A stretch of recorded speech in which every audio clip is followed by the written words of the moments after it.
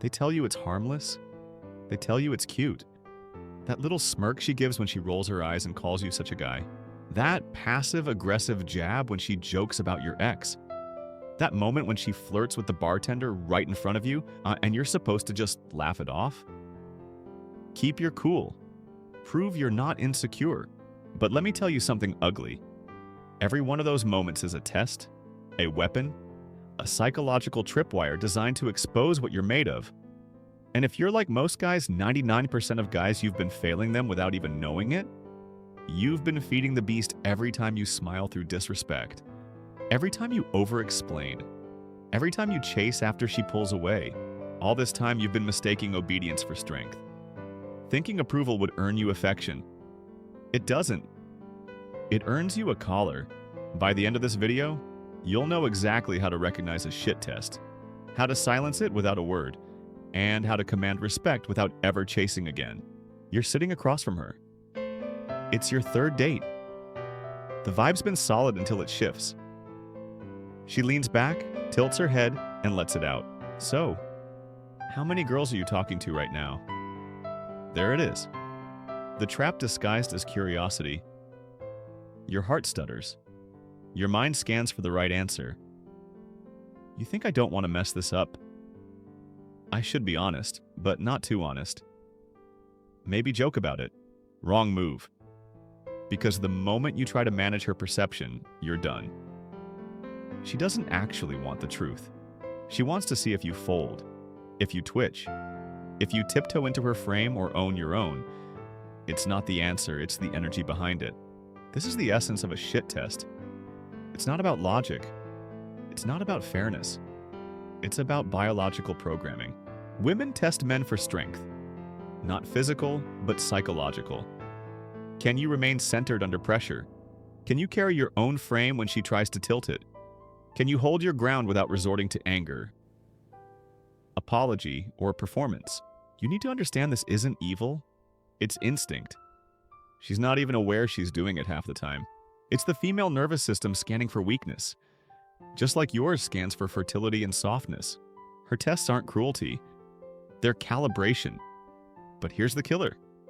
Every time you try to explain, defend, appease, you fail. And once she sees you can't lead your own reality, you lose something you never get back. Huh? Gravity?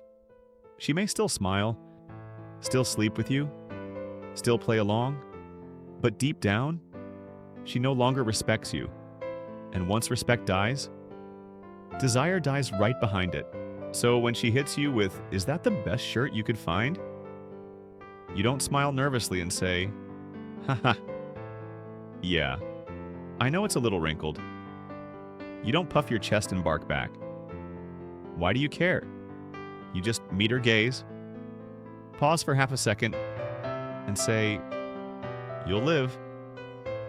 No smirk, no wink, no tone, just grounded silence with a touch of indifference. She feels it. The shift, the immovability. And suddenly she's the one recalibrating. But most men can't do this. Most men are terrified of disapproval. They grew up chasing mom's praise, teacher's praise, boss's praise, and now they're chasing women's. They're addicted to harmony, to being liked, to never making anyone uncomfortable. But attraction isn't born in comfort. It's born in polarity.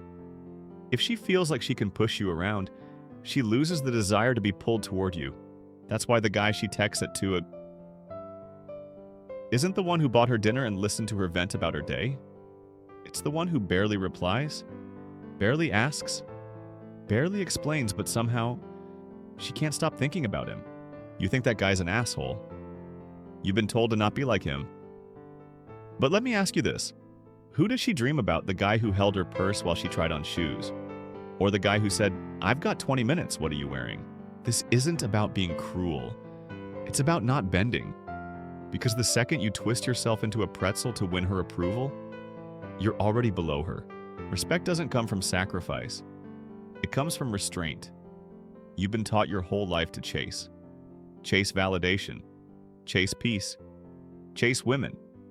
But what no one told you is this: when you chase, you become prey. Every time you lean forward to make her feel better, clear up a misunderstanding, show her you're different, you're bleeding your power. It's like you're standing on stage begging for a role while she sits in the judge's seat, watching you squirm. And the worst part? You think it's noble. You think you're being emotionally intelligent. That proving you're a safe guy will set you apart from all the jerks she complains about. But here's the raw truth she'll never admit. The jerk made her feel something. You made her feel nothing.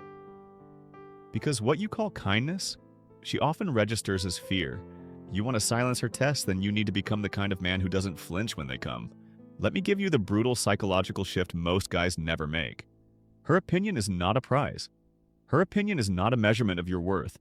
Her opinion is hers. Let her keep it. You're not here to be chosen.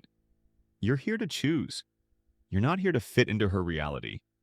You're here to build one and see if she fits. The shit test is her way of saying, are you sure of yourself and your job is not to pass it like a student hoping for praise? Your job is to treat the question like background noise. You ever watch a lion react to a fly? He doesn't. That's the energy. Now imagine she says, wow, you really think that jacket looks good on you, and you just look at her. Not with anger, not with insecurity, just presence. She'll flinch before you do, because she's not used to it. She's used to boys scrambling to appease. She's used to guys jumping through hoops to prove they're harmless. She's not used to silence that doesn't seek approval. And in that silence, she begins to wonder, who is this man? What is he hiding? Why do I want to prove myself to him now? Because that's what happens when you stop simping. When you stop explaining. When you stop treating her like a queen and start treating yourself like a king who doesn't bow to tests, you stop playing her game. You build your own. Most men never experience this. They live their whole lives trying to earn scraps of affection by being nice, being useful, being better than her ex. They don't realize they were disqualified the moment they needed to prove anything.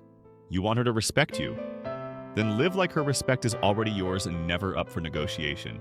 Let her get confused. Let her get mad. Let her walk away. Because if she needs to test you to feel secure, she's not ready for a man who is secure. She's still playing checkers. And you're building a fortress. You don't argue. You don't justify. You don't flinch. You just stand.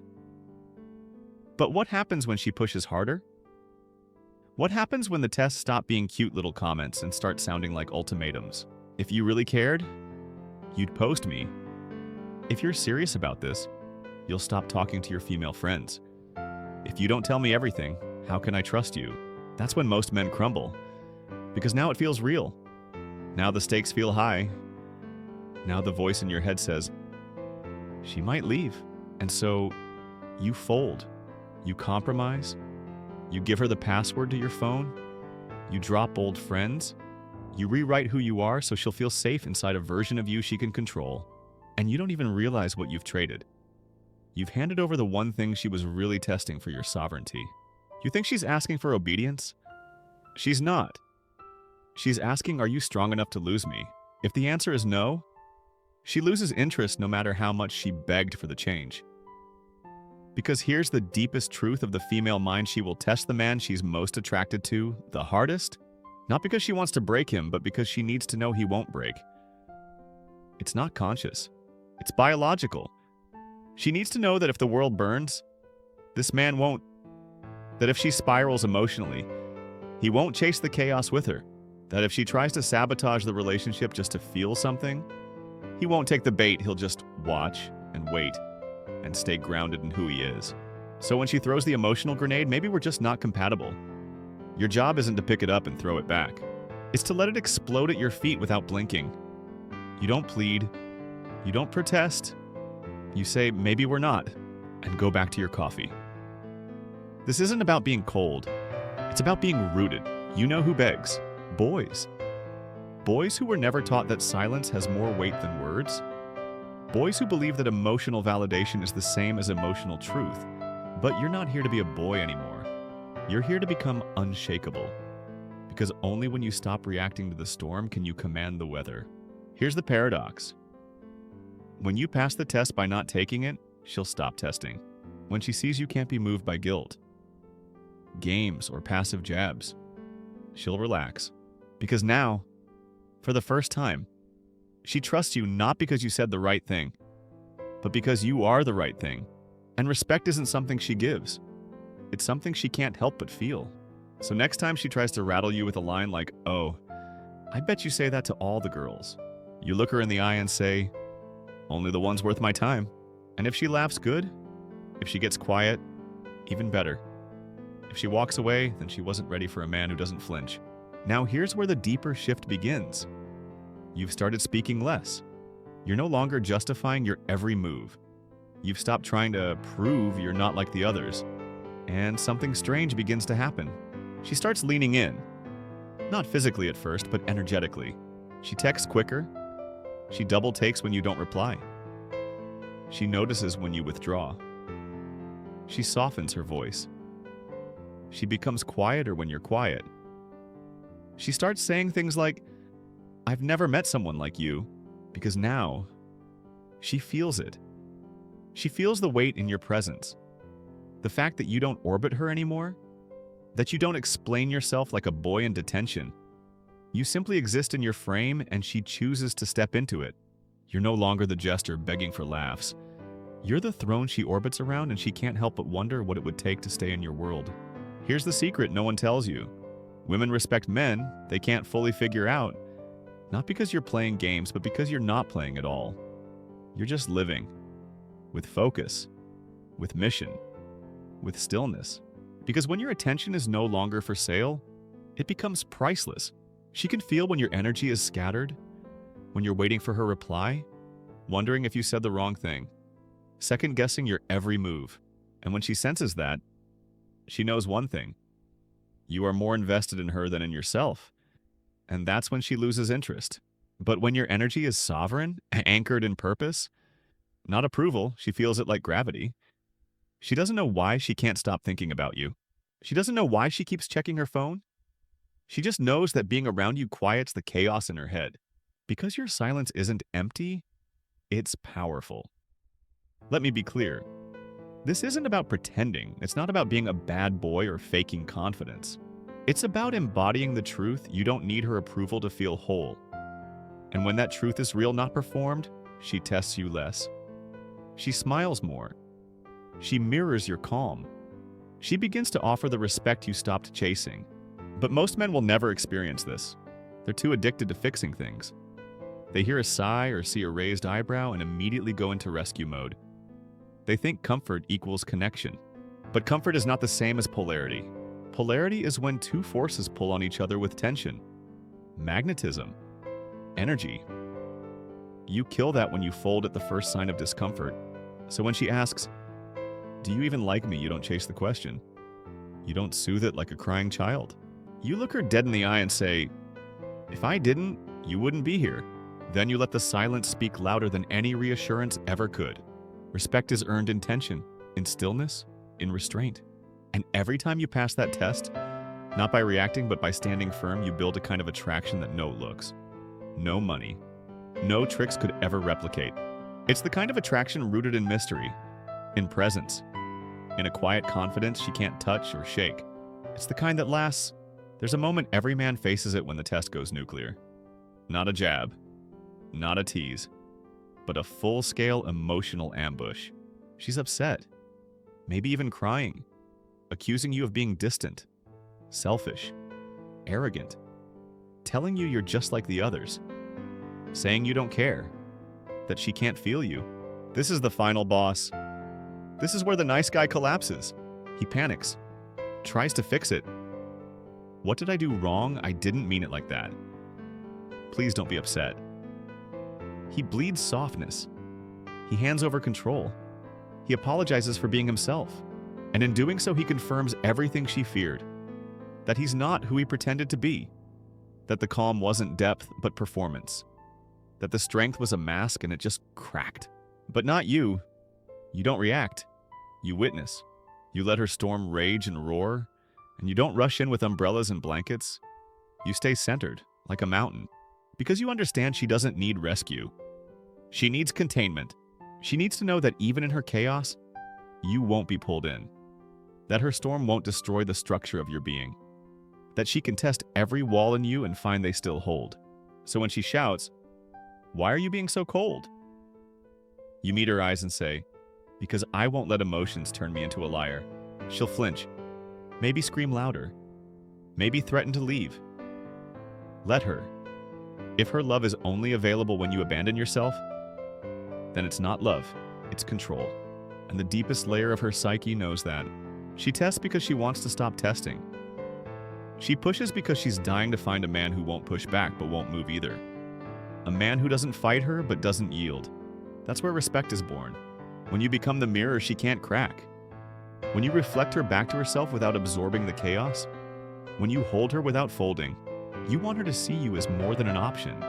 Then become the man she can't replace because your presence doesn't come from charm, or looks, or words. It comes from anchored truth. You don't seek peace by avoiding conflict. You create peace by not being afraid of it. So let her test. Let her scream. Let her leave if she must. Because the man who does not flinch becomes the man she remembers forever. And if she stays different. No longer playing games. No longer searching for cracks. No longer trying to control. Because for the first time, she has nothing left to test. You pass not by winning, but by refusing to compete.